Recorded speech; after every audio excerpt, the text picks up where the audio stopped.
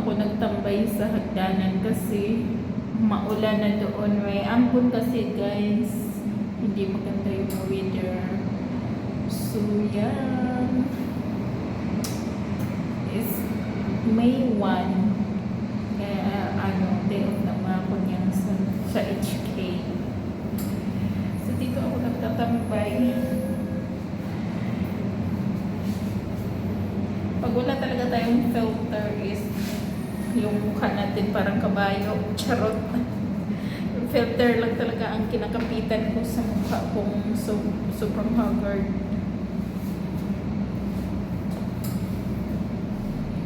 Yan, may dito. Nakaka-disturbo. Charot. Maganda dito magtambay kasi walang ingay, walang dumadaan. Siguro pag may dumaan dito, hindi naman araw-araw o oras-oras. Siguro. Ay, isang beses, yung may dumaan dito, nag-check dito sa mga Basta, mas maganda dito kasi hindi siya masyadong tinadaanan ba kapag tutut ka talaga or makapag sayaw ka, ganun. So yan, today pala is Friday, day off ng Hong Kong. Mga kanya kasi dito is statutory dito kasi is a Labor Day. Niwan is a Labor Day, statutory natin. Tapos bukas, work day, tapos Sunday day off na naman. Ang bilis lang ng araw guys, parang kailan lang na. Matatapos naman itong 2026.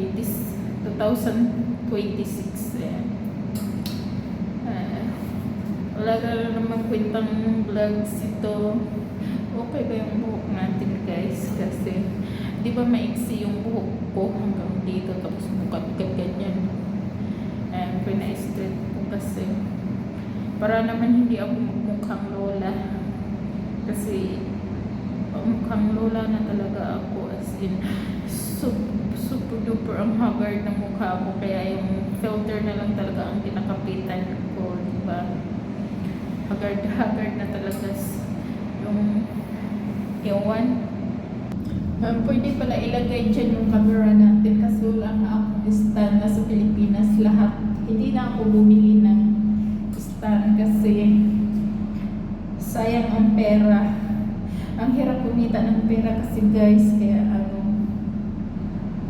tipid na. Pero sa buhok, okay lang naman minsan ng 2 years, isang beses lang ako nagpapaganyan. Kaya okay naman kasi nga dito talaga siya as in, tapos bugad-gad dyan, laki ng ganyan yung buhok ko pagka hindi ko pinasalon. Pagka pinasalon ko kasi siya is umaabot siya ng 2 years bago magbalik sa dati. Marami kasi yung buhok ko, kaya hindi ko talagang ganito siya. So, diba? Ganda-ganda na ng buhok ko. Charot. Kaso, ang dami ko ng puti dito. Ito, may puti na ako.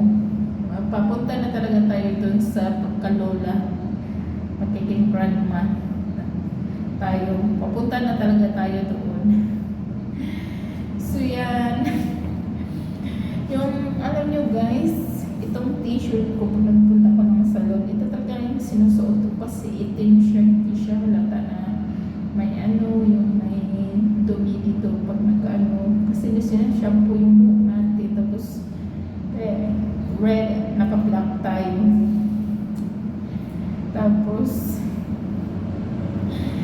epektibo din pala yung yung ating 2 weeks nakamuti yung ating lens, kaya lumiit-liit yung ating ating bell.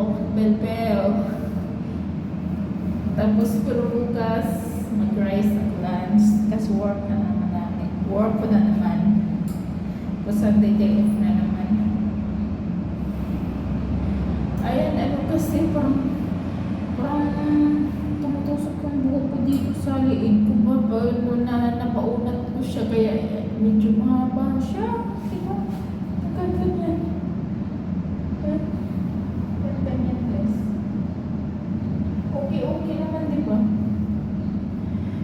Kasi pinagkupitan ko dun sa Central.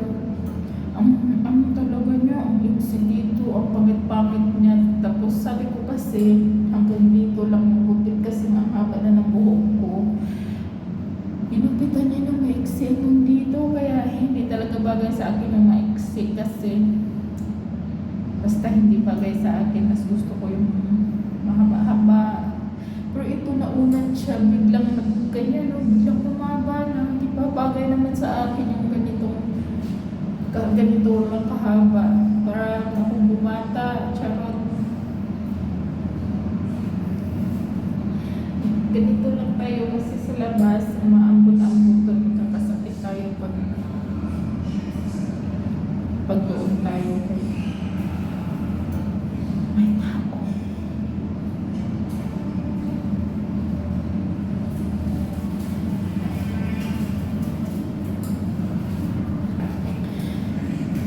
Diba, sabi ko sa inyo may dumadaan pa din dito kaso hindi siya marami pa isa-isa ganyan. Kasi kanina pa ako dito nagtambay, walang kumaan, yung isa lang yung babaeng sikwa. Yung iba kasi pagka tinatamad silang, halimbawa naglalakad sila from ground floor kasi iba gusto nila exercise. Yan. Diba, okay naman yung buhok ko. Diba, maganda, charot.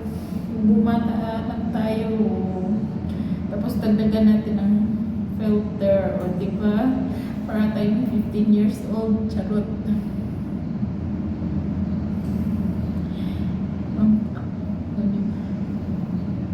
Ganda talaga yung nagre-ribbon doon sa akin. 16 years ko nang suki yun doon sa City 1 sa may Court doon.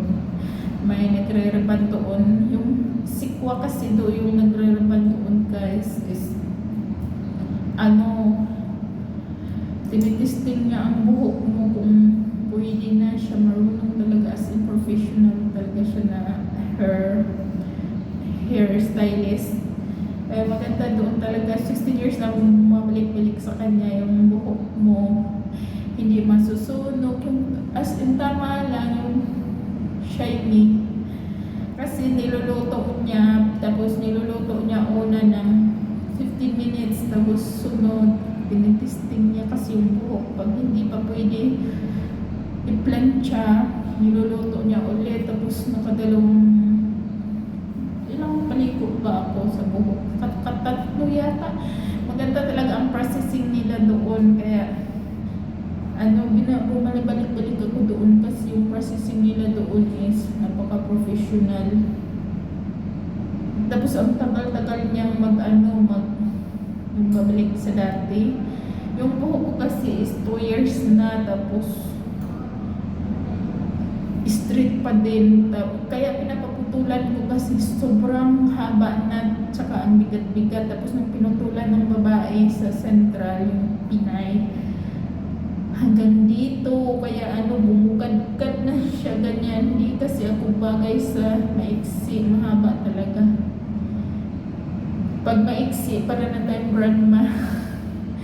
Huwag naman sa gabi ba guys? Ganda ng buhok ko, diba? Sabi ko doon sa may-ari ng salon, sabi ko 16 years nyo na akong customer dito. Every 2 years bumabalik-balik ako dito kasi nagustuhan ko yung service nyo na maganda talaga sila mag-ribbon ng buhok nyo. Tapos makakatulog ka pa doon pag nag-ribbon, pinariban mo. Super relaxing as in. So yun lang guys. Happy Friday.